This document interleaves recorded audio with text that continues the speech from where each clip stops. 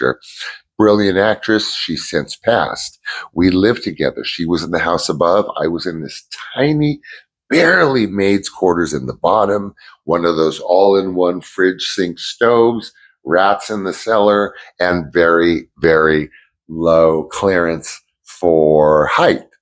But I was there, and it was $400 cash a month. For 1984, that's like completely overpriced for what I got.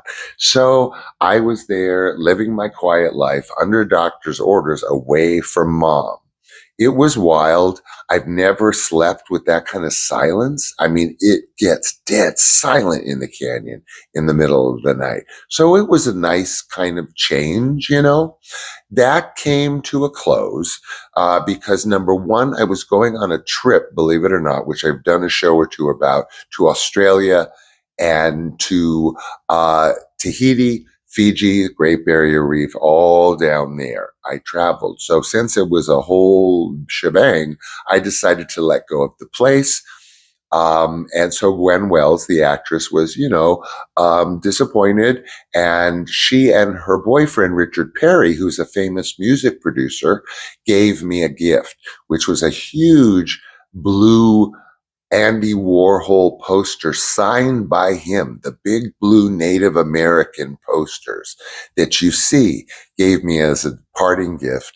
I, busted my ass to have that framed and gave it to my dad to bolt onto his wall. Well, when he went into some sort of living situation, lo and behold, I guess my stepbrother went in there and sort of tidied up.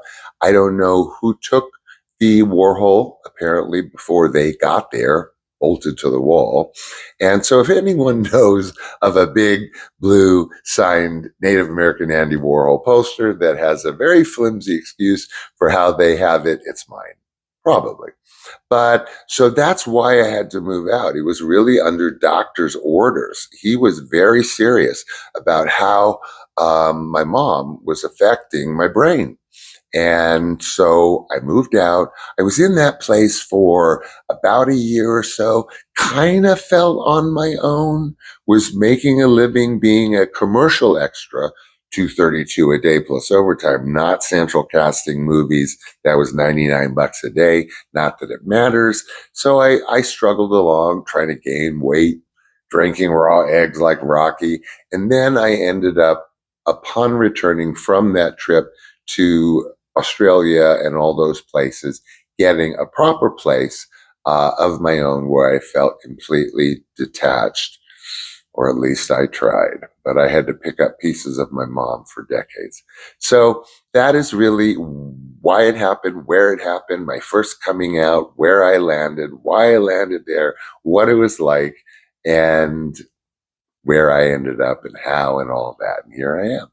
So I hope I didn't keep you long, but I did want to share with you sort of a combination of my coming out story, how that and where that went down, and why I had to basically kind of by proxy bail or kind of get kicked out circumstantially of my own home on Orange Grove that I put, $40,000 on, or my mom and stepmom did, in order to live in, and then paid a mortgage of $250 a month till my mom refinanced it to death. Anyway, that's a whole nother situation. Thank you for joining me. I love you for sharing your valuable time, and until tomorrow, bye.